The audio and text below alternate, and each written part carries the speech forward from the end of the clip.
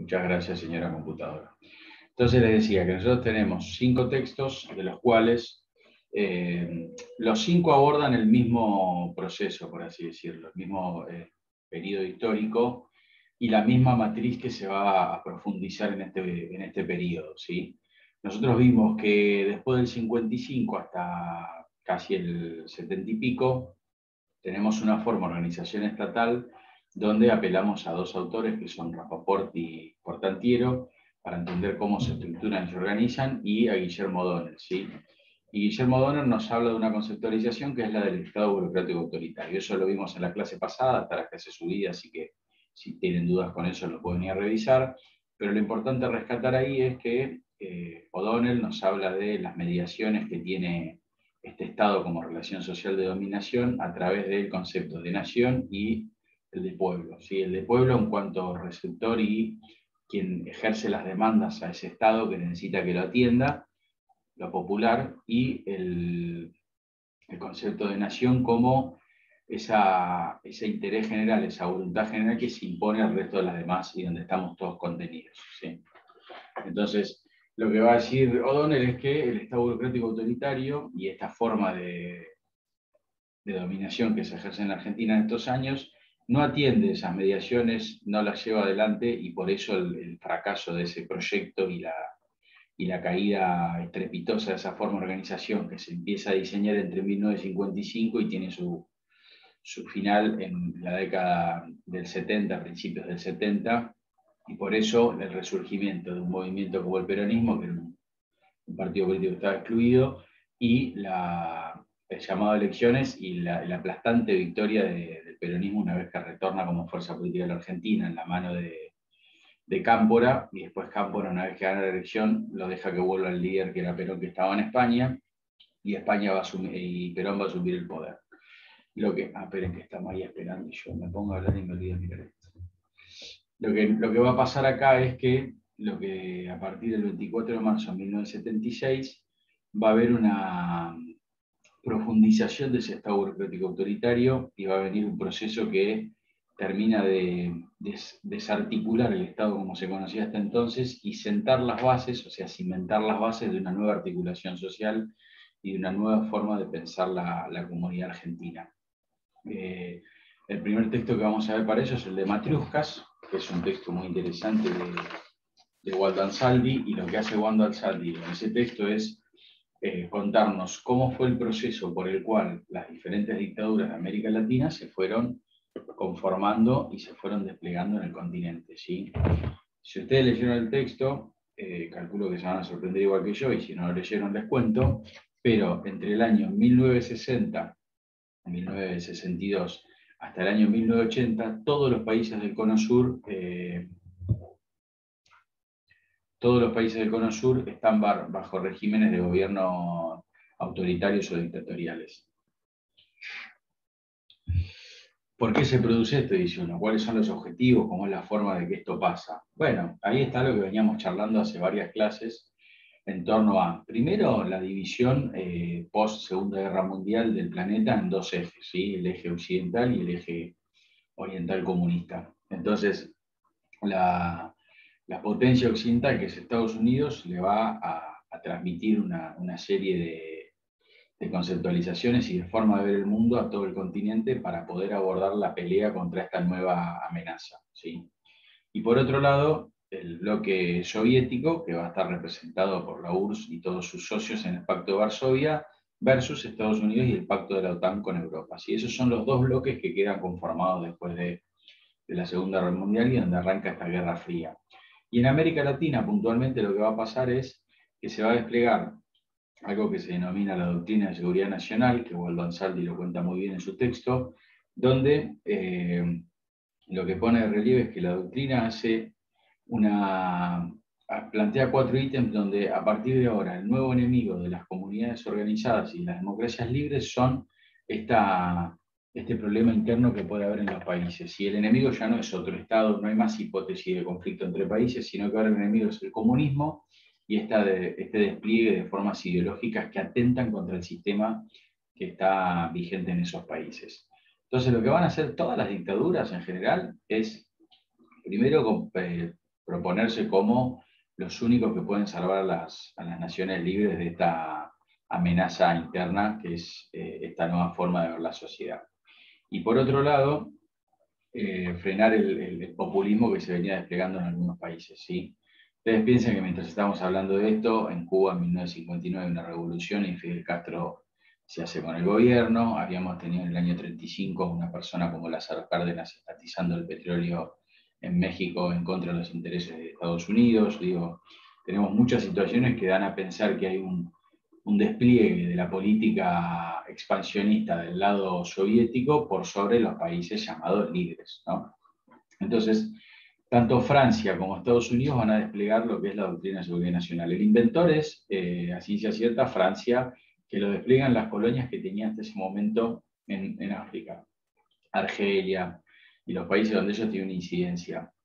Y como ven, como la guerra total ahora es guerra cultural, guerra de guerrilla, entonces hay que poner todos los recursos a disposición de que no se pueda trastocar el sistema de orden vigente, ¿sí? Todas estas dictaduras van a nacer con un problema que es la legitimidad de origen, no van a ser legítimas de origen. Entonces van a tratar de legitimarse constantemente a través de, el ejercicio de la autoridad, ¿sí? Y para hacer eso van a tratar de articular con algunos sectores de la sociedad, dependiendo del país, algunas políticas de Estado. Igual el texto de Waldo es muy interesante porque dice, bueno, la primera conceptualización de dictadura, o sea, el primer concepto de que es una dictadura es la negación de la política, ¿sí? Cuando hay una dictadura y un gobierno autoritario no hay disenso, no hay política.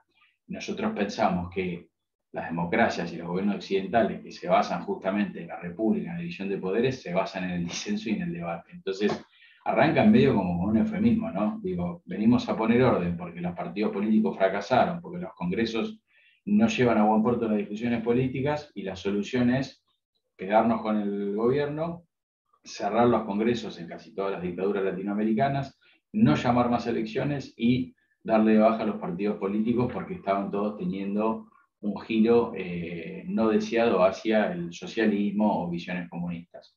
También piensan que en Chile, antes de que Pinochet haga el golpe de Estado el 11 de septiembre, había ganado la Unidad Popular con el partido de Allende, que era socialista, y estaba volcando un país que hacía más de 100 años tenía una visión neoliberal de la economía y de la vida, a una situación con emparentar el pensamiento a lo que pasaba en Cuba y la visión socialista o comunista de los mercados. Entonces, lo que nos va a decir Waldo Ansaldi es, amparados en esta doctrina de la seguridad nacional y amparados en este megabloque que se armó en América Latina, con una injerencia directa de Estados Unidos en el continente, van a lograr que las clases militares dirigentes de los países, que hasta hace muy poquito tenían hipótesis de conflicto entre ellas, se pongan de acuerdo en que el nuevo conflicto es tratar de expulsar las ideas subversivas y comunistas del continente argentino. Entonces, se van a coordinar diferentes acciones y planes entre todos los países. Insisto con esto que no es menor. Nosotros pensemos que en la década del 30, con década infame de por medio y todo, la hipótesis de un posible conflicto con vecinos como Chile o Brasil había llevado a que gobiernos de facto y nefastos, si se quiere, como los de la década infame y después el gobierno constitucional del general Perón, tengan políticas de Estado de industrialización por sustitución de importaciones, porque lo que tenían en foco era que si había un conflicto, la Argentina tenía que desarrollar una industria que le permita fabricar aviones, fabricar tanques y demás. Todo esto se va a ir tirando por la borda en la década del 60 y en la década del 70, con esta nueva oleada de dictaduras, directamente se va a enterrar ese proyecto de país industrialista y productor de sus manufacturas para ponerse como eje el único interés de sobrevivir el sistema capitalista contra esa confrontación del bloque soviético. Bueno, entonces esta doctrina de seguridad nacional plantea que lo que hay ahora es una guerra total. Entonces, al no haber guerra entre países, la guerra es cultural, por eso los despliegues culturales del consumo, el hedonismo, la persona como el centro de la sociedad y no ya esos derechos sociales. Por otro lado, la guerra ideológica, o sea, todo el tiempo estar vendiendo un sistema de país que es superior al otro, diciendo, bueno, en el comunismo son todos iguales, no hay progreso, etcétera, etcétera. y después la económica y militar, que ahí es donde hay un cambio profundo, porque ahora como no está previsto una industrialización, se pone de énfasis la economía al servicio del desarrollo del mercado, ¿sí? Entonces pasamos de una matriz estadocéntrica a una matriz netamente mercadocéntrica, donde el mercado es el que asigna los recursos, el mercado es el que decide lo que va a pasar en las relaciones sociales, y con una centralidad muy fuerte, pero muy fuerte, del sistema financiero internacional.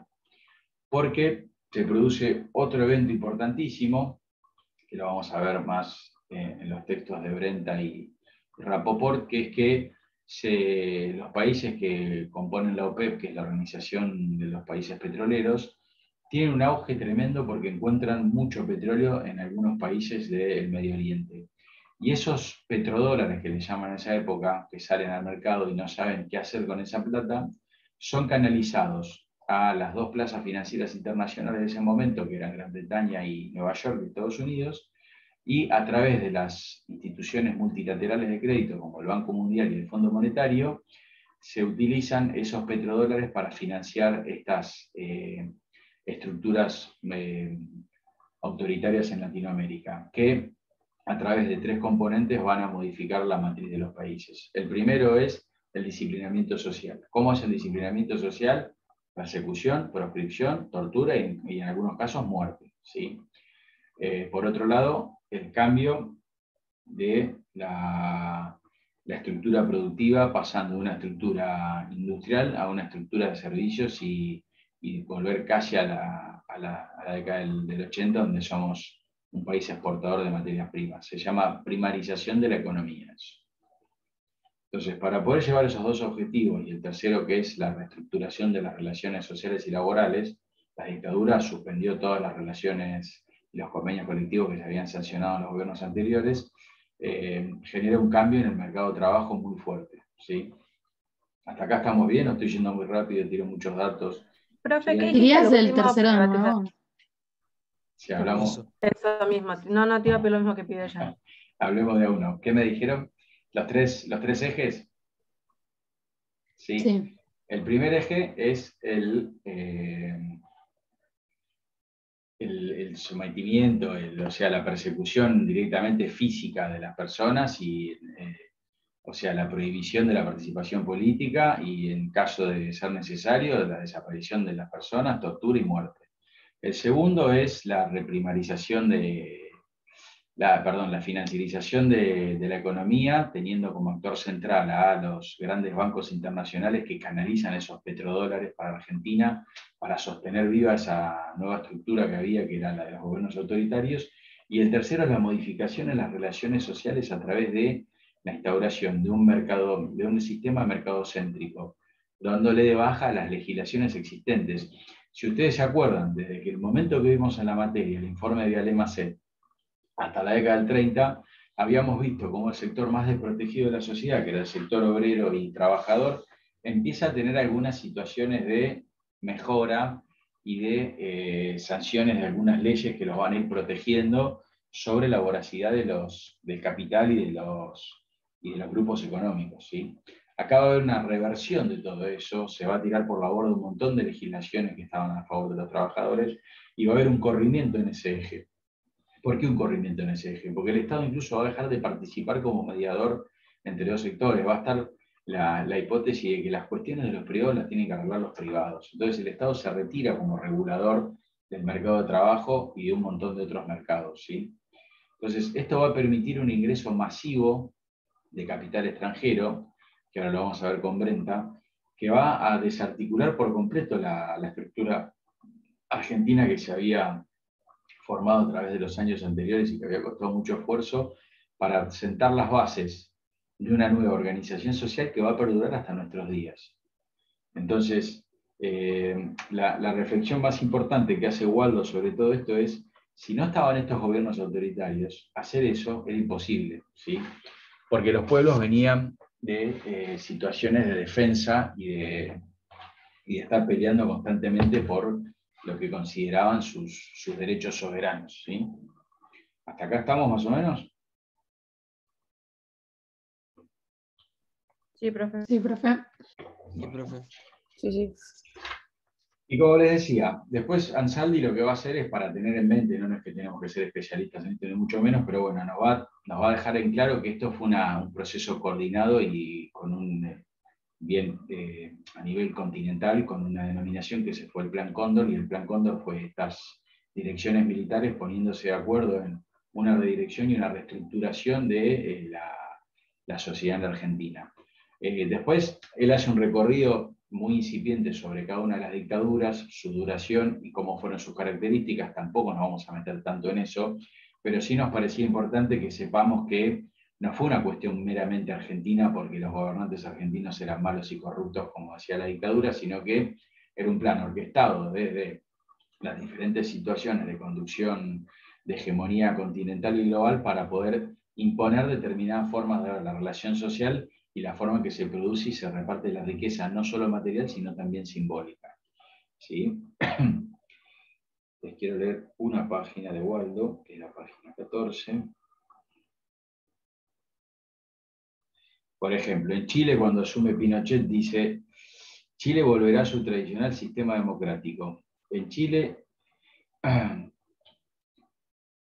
el Augusto Pinochet, unos días, perdón, acá está.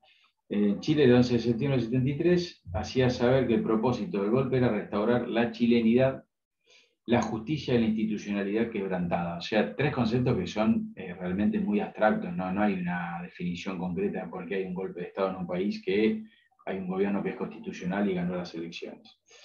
Y donde el general Augusto Pinochet prometió que unos días después Chile volvería a un sistema democrático. La dictadura en Chile, no sé si ustedes saben, pero estamos hablando de un gobierno de facto que duró 17 años. ¿Sí? O sea, si al momento de hacer el golpe de Estado vos decís que es transición porque querés reestructurar situaciones que estaban, por así decirlo, desarticuladas y que en unos días vuelve la democracia y te quedaste 17 años, bueno, ahí pasó algo raro, ¿no? Después en Argentina, Jorge Rafael Videla expresaba: si hubiera que definir el aspecto negativo más importante contra el cual debemos luchar todos, que ha ensombrecido el panorama argentino en los últimos años, podríamos hacerlo con una sola palabra, según mi punto de vista: demagogia. Otra vez el discurso de la demagogia, otra vez el discurso de el Estado comprando voluntades para poder quedarse los gobiernos constitucionales. La demagogia agitada con fines puramente electorales a través de eslogans, rótulos y frases no hizo más que enfrentarnos en antinomias estériles y confundirnos profundamente. El punto tal es que distinguir dónde está el bien y dónde está el mal.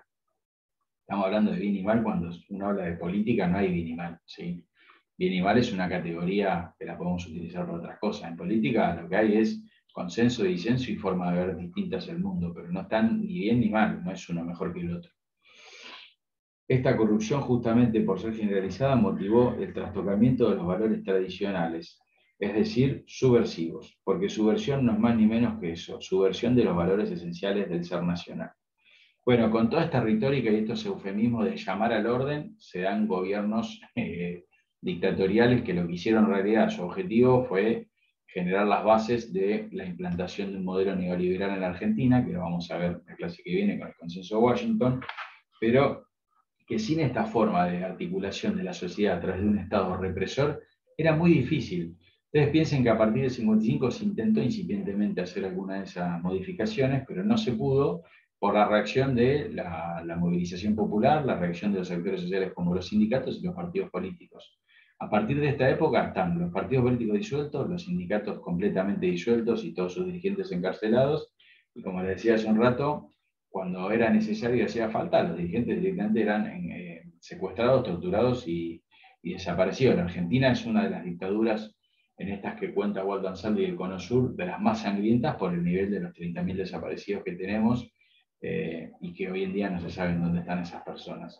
Así que interesante rescatar este texto de Waldo para poder entender cómo esas dictaduras del Cono Sur tenían un eje en común, que era el cambio del sistema y la relación social en cada uno de sus países, y con algunas diferencias, ya sea de forma y de duración. ¿Sí?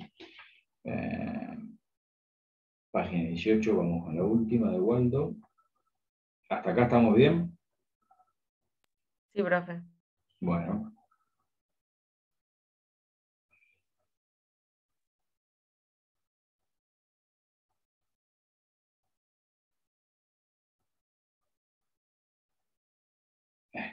dice, la economía, la única dictadura distinta en ese sentido con las demás, dice Ansaldi, porque se va a parecer más a los gobiernos de la década del 60 y del desarrollismo por la hipótesis y la forma de ver el mundo, es la brasileña. Dice, la economía pergeñada por la dictadura brasileña se diferenció entonces de las otras tres en cuanto el modelo llevado adelante. Se inscribió dentro del llamado nacionalismo desarrollista. Nosotros habíamos visto el desarrollismo, intentó llevarse adelante con Frondizi en la Argentina, que era una democracia tutelada, si se quiere, y funcionó a medias también. Desarrollista. En Brasil ese modelo se prolongó a lo largo de unos 25 años y tal vez 10 más hacia atrás y se entienden cierta característica de la década que sigue a la caída del Estado Novo. Dice, el Estado fue el principal sujeto del desarrollo, cumpliendo diferentes funciones, planificación, ejecución de políticas y productor directo de algunos bienes. El énfasis fue puesto en la industrialización del país, dando prioridad al mercado interno, al cual se blindó mediante barreras arancelarias y no arancelarias. Se apeló al endeudamiento externo en fuentes externas y privadas para cubrir la insuficiencia de recursos internos. Y la política industrialista fue sostenida por el trípode constituido por empresas estatales, multinacionales y privadas. Dice así, la dictadura brasileña tuvo muchos choques y muchas fuertes diferencias con las argentinas y chilenas que tenían completamente distinto el sistema de organización. Esa sería una de las diferencias más importantes para entender el proceso con lo que Waldo Ansaldi nos va a describir las dictaduras en América Latina. ¿Hasta acá estamos más o menos? Sí. Entonces, lo importante a rescatar son estos ejes que veníamos charlando, ¿no? La dictadura, negación de la política porque no hay disenso, la imposición de un plan sistemático para articular nuevamente el Estado con la sociedad a través de los tres ejes que dijimos, persecución, cambio de matriz estadocéntrica a mercadocéntrica y la desprotección y la especulación de las relaciones sociales a través de legislación, y un plan orquestado continentalmente que era muy difícil tratar de modificarlo, donde teníamos un sistema que veía que sus pares hacían algo similar. Hasta se llegó a coordinar, ustedes piensen que los militares argentinos, chilenos y brasileños, desde la formación de los tres países hasta ese momento, estaban todo el tiempo pensando que en algún momento iban a entrar en guerra. De hecho, la Argentina y Chile estuvieron muy cerquita de entrar en guerra por el canal de Beagle y por la frontera con ese país. Así que ahí esta forma de ver el mundo y esta nueva manera de repensar las relaciones sociales a raíz del impacto de los petrodólares y del ordenamiento post-Segunda Guerra Mundial, llegó a que en este continente se despliegue como única voz, como única forma de organizarnos, esa relación de estados con visión neoliberal, con apertura económica y centrándose en la persecución de esas ideas distintas que eran el comunismo y el socialismo. Y para afianzar esto en cuanto a la política, más en la economía, sacando un poco de la política, tenemos los textos de Brenta y Rapaport, que realmente son muy sencillos de leer y muy claritos.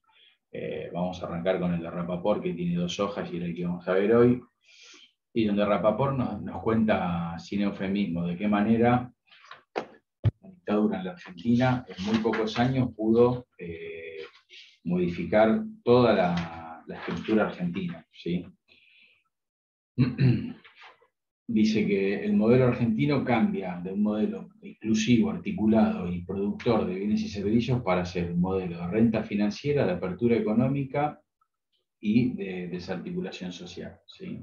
Si nosotros le sacamos todos los controles a los capitales transnacionalizados que entran al país, va a ser muy difícil poder tener alguna articulación en la sociedad. Entonces, para hacer eso, vos necesitas de un gobierno que no escuche las diferentes voces. Imagínense hacer eso en un gobierno democrático sería casi imposible, porque la Carta Orgánica del Banco Central y los bancos centrales estaban para cuidar el salario y la moneda de todos los argentinos, ¿sí? Entonces, entregar los recursos naturales y entregar los resortes de la economía a factores internacionales solo se podía hacer con un gobierno autoritario como este. Y lo que va a pasar acá es justamente eso, aprovechar ese crecimiento de los petrodólares para apoyar las dictaduras y desarticular la economía de los países latinoamericanos. En Argentina entonces les decía que Rapaport va a a poner lo mismo que dice Waldo Ansaldi en la escena, trayéndonos alguna cosa más puntual, que es la siguiente. La Argentina era un país que tenía algunas dificultades, pero estaba bien parada, tenía un tejido industrial que funcionaba y podía ir para adelante. La dictadura desarticuló todo, destruyó todo eso, y lo que va a hacer es, a través de una deuda que es ominosa y que es odiosa, que se multiplica por 6, financió esos 8 años de dictadura y le permitió hacer un quebranto absoluto en la relación social con las empresas y la articulación de la ganancia. ¿Por qué? Porque van a aparecer dos actores centrales, va a decir Rapaport. Los organismos multilaterales de crédito, representantes de estos petrodólares que financian las dictaduras, y los grupos concentrados transnacionalizados de la economía, donde van a terminar de tener una injerencia total y donde va a haber un nuevo pacto con los grupos locales. Diciéndolo en criollo, hasta hace unos años, década de 50, si venía una empresa de afuera que quería desarrollar algo, había un pequeño burgués, un empresario argentino en términos de Rapoport, que intentaba defender su empresa y la economía nacional. Si iba a decir, en este momento hay una alianza estratégica entre los factores externos y los factores internos para poder articular esta nueva relación social y esta forma de captar la renta social de un país y quedársela en manos de algunas empresas. Y ahí va a haber muchas fusiones de compañías nacionales con empresas internacionales, y va a haber mucha fuga de divisas y formación de activos en el exterior en esa modalidad nueva que va a desarrollarse en Argentina en la década del 70. Entonces, empresas locales como Grupo Techin, Brida, Burgibón, van a buscar una sociedad en el exterior, van a hacer autopréstamo con esos dólares, los van a llevar para hacer activos en el exterior y van a formar empresas fuera de la Argentina, las famosas empresas offshore. Eso lo que va a hacer es un debilitamiento del complejo económico argentino muy fuerte, y nos va a llevar a tener una dependencia externa cada vez más importante, y el peso de esa dependencia externa más difícil de morigerar en cuanto a las decisiones políticas económicas para los gobiernos que vengan para adelante. Básicamente se le pone un corsé de metal a las decisiones de los futuros gobiernos democráticos, ¿sí? Porque los resortes de la economía se van a transferir a estas vinculaciones de empresas locales más internacionales. Y sumado a eso, la deuda externa pasó de 7.000 millones de dólares a 50.000 millones de dólares. Esos tres elementos, dice Rapoport, van a diseñar la Argentina que va a seguir vigente hasta hoy, y la que va a hacer que no se puedan llevar adelante políticas soberanas, porque nos modificaron los esquemas de juego en los cuales nos podíamos desenvolver. Y la dictadura, el gobierno democrático de Carlos Menem va a ser la frutilla del postre que va a poner en legislación democrática estas reformas estructurales de la economía argentina.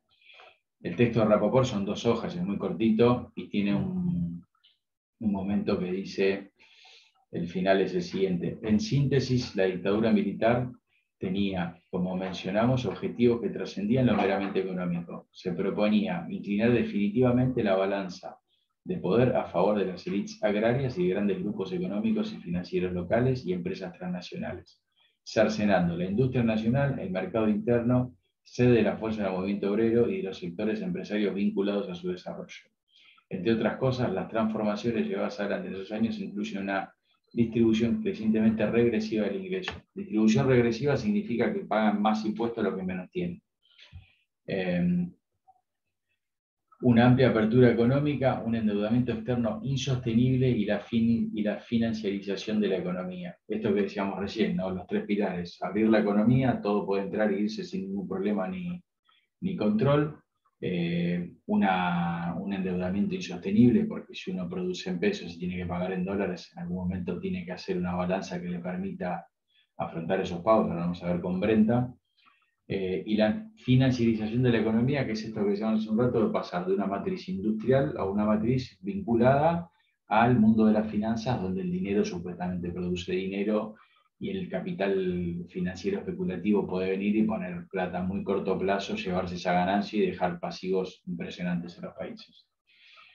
Las consecuencias de largo plazo de estas políticas, profundizadas en la década del 90, resultan hoy notorias y no pueden ser desligadas de las otras facetas conocidas de este siniestro capítulo de la historia argentina, ¿sí? Entonces, lo que lo que queremos decir acá es que todo este proceso que se viene a cristalizar con los gobiernos neoliberales en la década del 90 había arrancado con la destitución del peronismo en el 55 y es un continuo a lo largo del tiempo.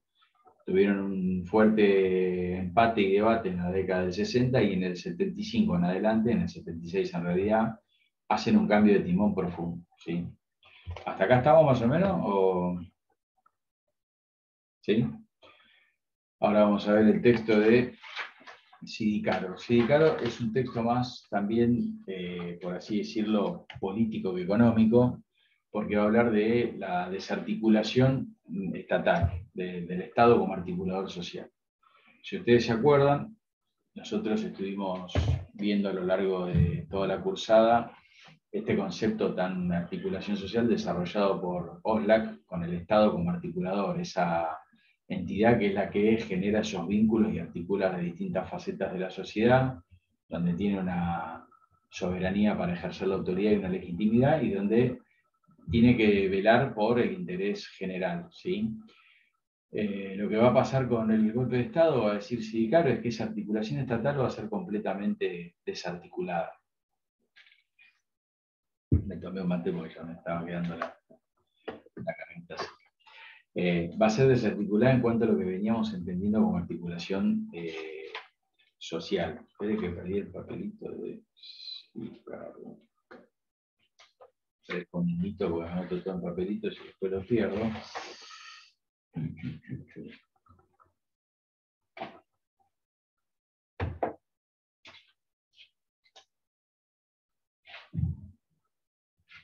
¿Estamos hasta acá o...? Sí, sí. Acá. Ahí vamos. Sí, profe. Bueno. Entonces, Sidicaro, partiendo también de una definición del Estado como relación social, ¿sí?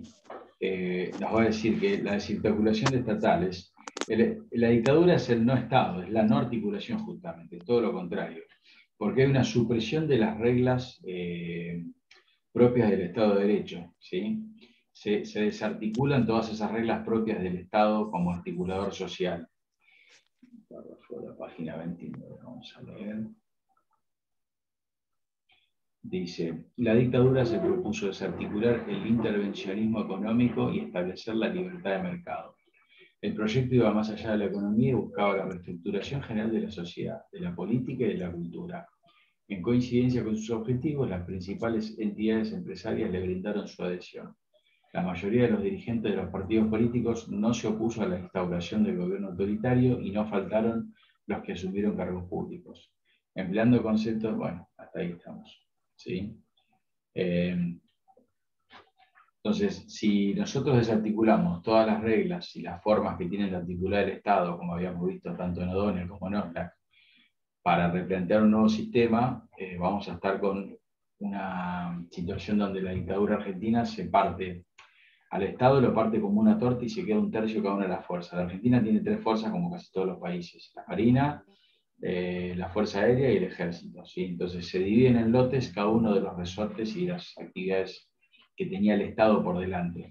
Y en vez de una política coordinada de política económica, de política cultural, vamos a ver que cada uno va a tirar por un lado y en algunos casos hasta van a tener conflicto entre ellos, que se resuelven muchas veces con la eyección de un ministro de un ministerio o incluso con la caída del presidente de ese momento y el nombramiento de otro.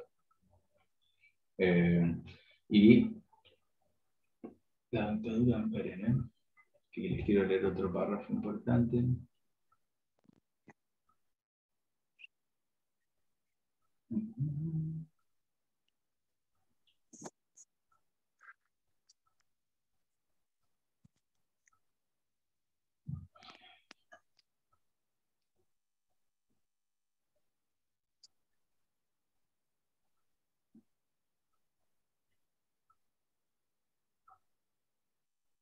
A ver.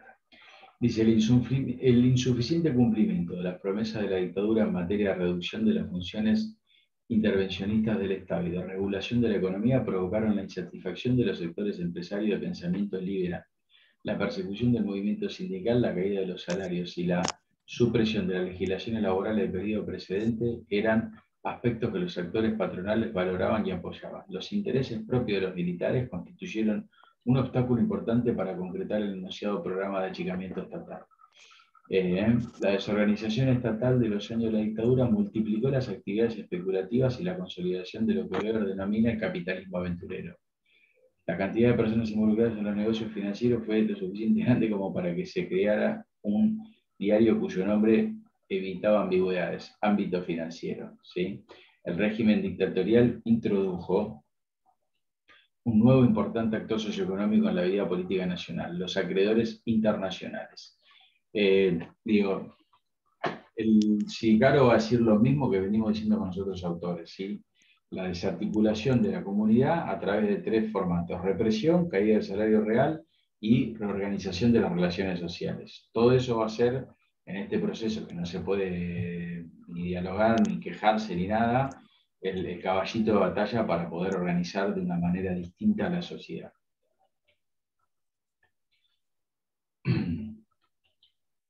Los beneficiarios Profe, de todo... Sí.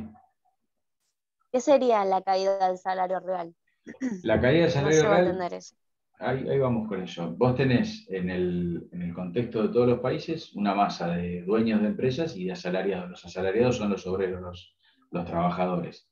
Entonces, si vos le haces caer el salario real a los trabajadores es porque se lo está quedando el empresario. Entonces, lo que buscó esta dictadura fue también hacer una caída del salario real.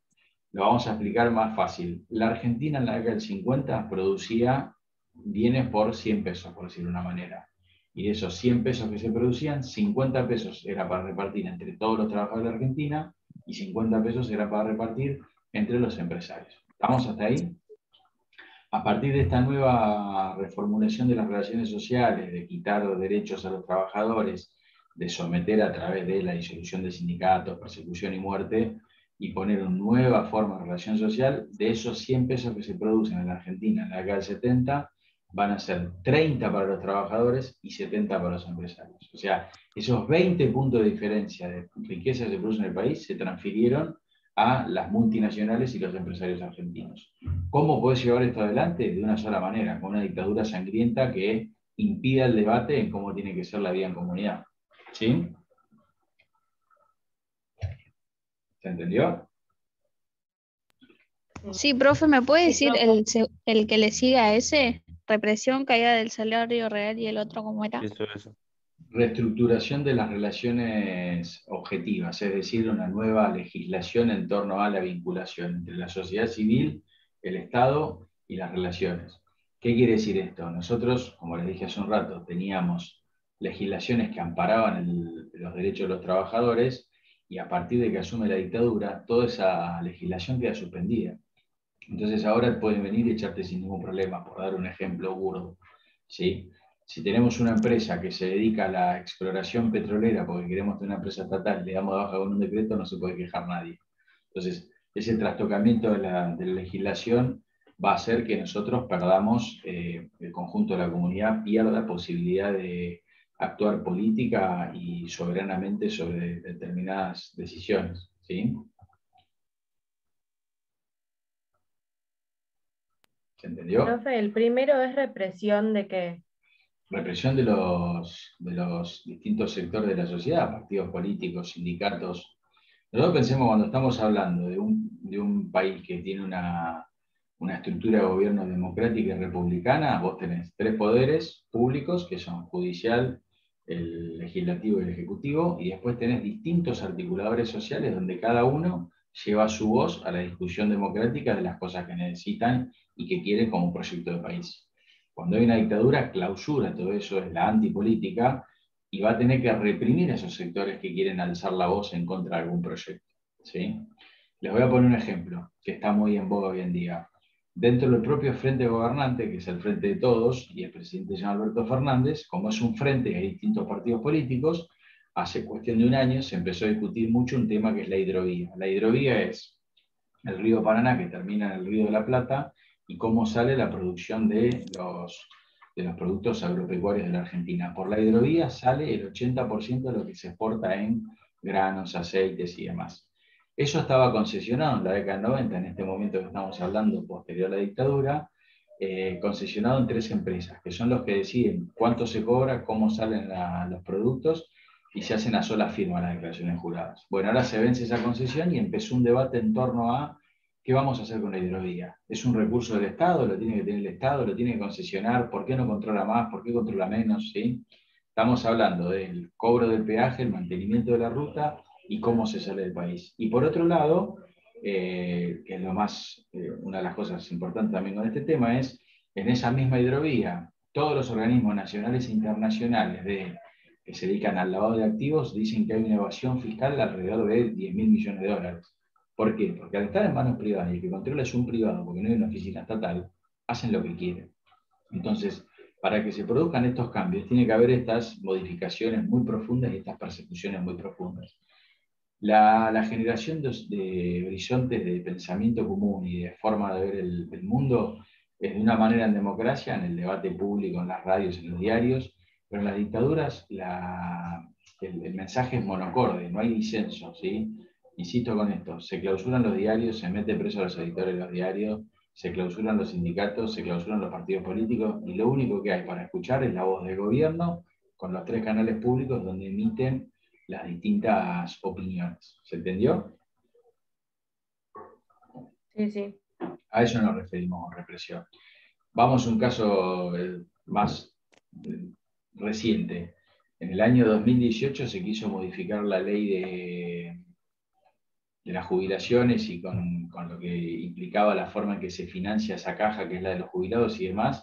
Hubo una movilización inmensa al Congreso, hubo una represión gigantesca también, o sea, todo eso en el marco de un gobierno democrático, fuerzas políticas, sociales, sindicales, yendo a pelear por lo que les parece que está mal que se haga, y el Ejecutivo respondiendo con un proyecto en el Parlamento y con las fuerzas del orden diciendo, bueno, vienen hasta acá y represión, pero terminó ahí, no se disolvieron los sindicatos, no se impuso la visión de un sector por encima de los demás con la violencia. Acá la represión es la violencia directa para reprimir las voces disidentes y una forma de pensar distinta. A eso se refiere el texto.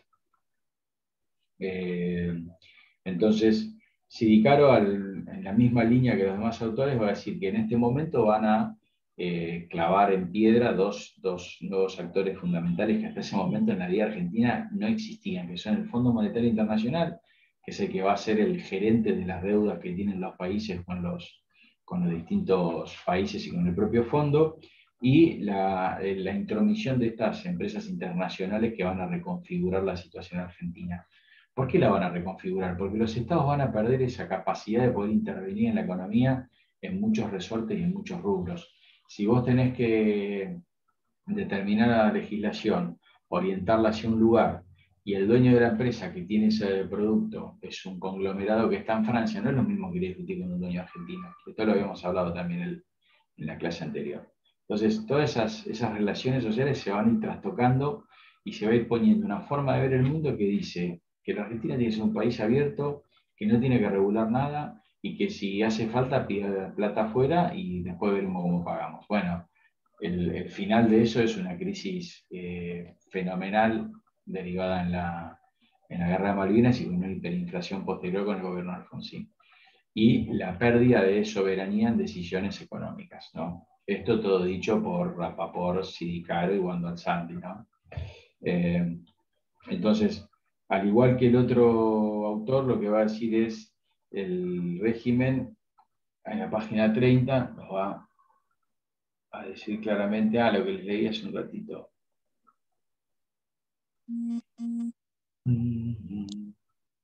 Dice, a partir de este nexo entre las deudas externas y las sociedades acreedoras, resulta evidente la utilización por parte de estos de los préstamos como instrumentos de poder en el plano internacional, aspecto que acompaña su preocupación por los cobros para preservar los beneficios de sus empresas y sus habitantes. Digo, se va a poner sobre la mesa esa nueva matriz donde está siempre por delante el interés de las grandes corporaciones y no ya de los estados nacionales. Los estados nacionales se ven muy difusos y pierden mucha soberanía en decisiones que hacen la articulación del Estado, ¿sí?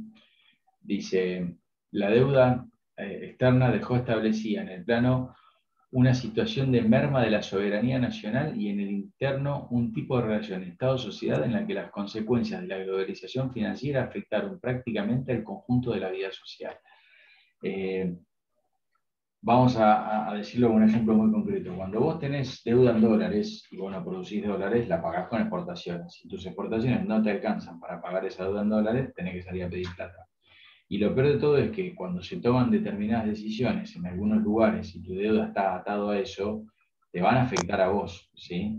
Entonces, si vos pagás deuda en dólares y el Tesoro de Estados Unidos, que es el que emite el dólar, sube la tasa de interés en cuanto a los depósitos en dólares, eso te va a encarecer a vos tu financiamiento y va a generar que tu economía esté temblando, ¿sí? Entonces, la globalización va a ser una globalización muy desigual. ¿Por qué? Porque los dos países centrales que la están llevando adelante van a tener atados al resto de las economías a través de la política financiera internacional, esto de tener deudas con préstamos en moneda extranjera y donde vos no tenés posibilidad de afrontarlo, y por otro lado, esta extranjerización de la economía, ¿sí? ¿Qué es la extranjerización de la economía?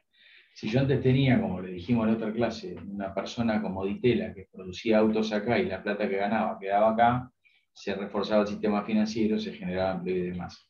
Si yo tengo una empresa que se llama, no sé, Ford, que tiene una planta en Pacheco de la década del 70 justamente, y produce los autos Ford y gana plata, y toda la plata que gana se la lleva a su matriz, que es Estados Unidos, vamos a tener un problema en la Argentina, porque la riqueza que se produce se va del país y no se puede fortalecer ni el mercado de cambio, ni el mercado interno, ni el mercado de trabajo. Entonces, para poder generar esos cambios se instalaron estas dictaduras en el continente, ¿sí?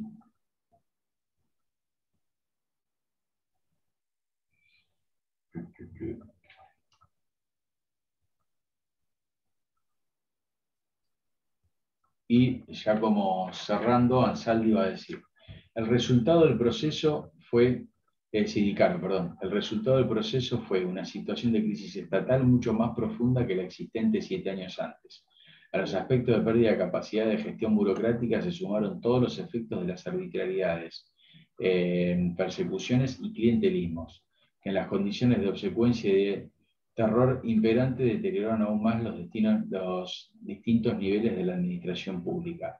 La represión supuso la complicidad de los funcionarios de numerosos organismos estatales, ya fuese para no dar curso a las demandas judiciales, para tergiversar las informaciones en los medios de comunicación, para blanquear las propiedades robadas, para desarrollar persecuciones ideológicas en los ámbitos educativos y culturales. Los procedimientos autoritarios y los criterios discrecionales que el proceso introdujo en la administración pública, junto con los nuevos amigos de los amigos, aumentaron su influencia. Al mismo tiempo, lo que dio en llamarse la patria contratista, formada por los grandes proveedores del Estado, contribuyó a crearles déficit económicos, mientras que el capital financiero se beneficiaba con sus innecesarios endeudamientos externos. Entonces, lo dejan muy claro lo que pasó en ese momento en Argentina y cómo se fue delineando este proceso de endeudamiento, destrucción del aparato productivo y sometimiento al capital transnacional. Y después tenemos repasando por último el texto de Brenta, que es muy clarito en la forma en que lo plantea. El capítulo 1 que dice qué es la deuda y nos va a explicar que la deuda es lo que cada Estado dice que es su deuda externa, ¿sí? Y que en la Argentina esas definiciones el Estado siempre jugó en este momento a favor de los acreedores externos. Y en segundo lugar, en el capítulo 2, que ya veo que se están cansando, dice, la dictadura argentina generó una borrachera de la deuda donde nosotros pasamos a tener 7.000 millones a 45.000 millones de dólares. Si lo pensamos 2 minutos, tendrían que haber dejado rutas, complejos hidroeléctricos, represas, es un montón de plata que no se ve invertida en el país. ¿Por qué no se ve invertida? Porque el circuito viene la plata, se transforma en fuego de capitales porque era autopréstamo y se vuelve ahí. Y los activos que se generan en el exterior son la base del fortalecimiento de esa unión de las empresas nacionales con las internacionales. Lisa y llanamente es una estafa. Entonces, eso se podía hacer pura y exclusivamente en un proceso de gobierno como ese, ¿sí? No sé si se acuerdan ustedes cuando vimos el préstamo Baring Brothers, que también lo deben haber visto en la secundaria, es como la primera de las escenas globalizadoras en el mundo y donde un préstamo que era de 1 millón de libras terminó llegando 3 millones en encaje fraccionario, o sea, lo cual que era una burda estafa para trabar una relación política y económica de dominación de un país que era la élite, que era Bretaña en ese momento, con Argentina, que era el país que se estaba formando incipientemente. Bueno, Brenta es muy llana en cómo explica las cosas. Ya les decía recién que se llama deuda externa la que está emitida en otra moneda y bajo otra jurisdicción. Después nos explica cómo durante el proceso de la dictadura y después con el ciclo neoliberal nosotros perdimos potestad de legislar y de tener tribunales arbitrales nuestros y le dimos esa potestad a un país extranjero como es Estados Unidos, y que esto es una pérdida de soberanía absoluta de la economía argentina. Y que lo único que hace es reforzar estos actores institucionales que van a ser los que te van a ir dominando y marcando el pulso el día de mañana cuando vos quieras tomar una decisión o generar una relación entre Estado y sociedad un poco más en favor de las grandes mayorías. Y lo que sí está muy importante y muy interesante en este texto, y por eso lo damos, es cómo nos cuenta la autora Brenta el momento del pasaje de la deuda privada a que sea deuda de todos los argentinos. Y acá hay un tema que es fundamental y todavía está en discusión y debería seguirlo, y ustedes que son jóvenes deberían meditarlo más todavía, que es cómo en un momento con una decisión del Banco Central, a través de una resolución y una comunicación, la deuda que era de los privados pasó a ser pública, porque si no el país, según ellos, era como inviable y había como un estrés y un malestar económico. Entonces se transfirieron miles de millones de dólares de un determinado conjunto de empresas, unas 20, al conjunto de los argentinos, ¿sí? De ahí que pasemos a tener 7.000 millones de dólares a tener 56.000 millones de dólares de deuda. Entonces, esto es generó una causa judicial que tiene muchos años, que es la causa Olmos, donde hay un fallo que es a favor de lo que dice Olmos, de que la deuda externa fue ilegítima, ilegal y que no habría que pagarla. Pero bueno, las condiciones económicas y de pulso político no son las mismas que nos proponía Olmos en la causa. Entonces, lo que está dejando claro es que estos gobiernos dictatoriales en América Latina generaron todos estos cambios y todas estas reestructuraciones transfiriendo recursos de lo que era la articulación estatal con la comunidad para el sector privado. Y este cambio de matriz estadocéntrica, donde se articulaba a través del Estado, a pasar por el mercado. Y ahora todo lo hace el mercado y es el dueño y señor de las vidas de las personas. Entonces, eso es lo que está en discusión hoy en día, es lo que va a seguir, cómo el Estado puede articular estas relaciones. Y bueno, estas modificaciones se pudieron hacer pura y exclusivamente teniendo gobiernos muy rígidos y que llevaban adelante, bueno, en el caso de la Argentina, una dictadura de 8 años que termina con un manotazo ahogado con la guerra de Malvinas, que la veremos más adelante, y con una deuda pública insostenible. No sé si tiene alguna duda, si no acá estaríamos terminando con Brenta y con los demás autores. Pero bueno, digo, los 4 tienen una línea de trabajo que es la misma, ¿sí? No es que son cosas distintas. Digo, es un proceso de unos 10, 15 años donde se producen transformaciones muy profundas de la sociedad gracias a esos 3 ejes: represión, caída del salario real y nueva articulación de las relaciones sociales a través de dar de baja determinadas legislaciones y sancionar nueva legislación, ¿sí? ¿Tiene alguna duda, alguna consulta? Por mi parte no, hablamos profe. del sector privado es de las empresas, ¿no? No te entendí, María, perdóname. Que cuando hablamos de los sectores privados, o sea, de la deuda Sí. privada, por ser, es de las empresas. Sí, de las empresas, no cualquier empresa, de los grandes grupos económicos de la Argentina, ¿sí? De los Claro. la vieja oligarquía, los viejos terratenientes devenidos en empresarios de la banca o de la industria, ¿sí? Esas mismas personas. Y con Alfredo Martínez de Hoy llevando adelante ese proceso, que es el ministro de Economía de la dictadura. El texto lo deja muy clarito, son 3 páginas que son muy llanas para leer, pero sí, son esos conglomerados. Digo, no pensemos en la empresa como no sé, el kiosco de la esquina o el almacén de barrio, ¿no? Estamos pensando en esos grandes grupos económicos, los dueños de la pampa húmeda de la Argentina de toda la vida, que son los que apelan a los golpes de Estado y los que apelan a este tipo de actividades para poder garantizar una renta. y en este caso en el marco de un sistema global, no solamente de la Argentina, ¿sí? Por eso el texto de Matriuskas, para entender que es algo que pasa en todo el continente.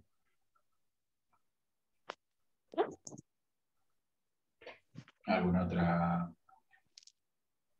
duda o pregunta? Sería importante que traten de mandar la guía porque son 3 preguntas muy sencillas y los textos se leen muy fácil. Entonces ustedes van a tener un pantallazo de todo este momento. Nosotros elegimos centrarnos en esta temática de la relación del Estado y la sociedad y de los distintos ejes de trabajo y no tanto en las anécdotas o en las formas de no sé, metieron preso a tal sindicalista o tal empresario, ¿sí? Creemos que los momentos hay que abordarlos desde los conceptos, por eso. Me olvidé de cortar y me va a pesar un poco la grabación. Si vamos a las dudas voy a cortar, así queda la clase ahí para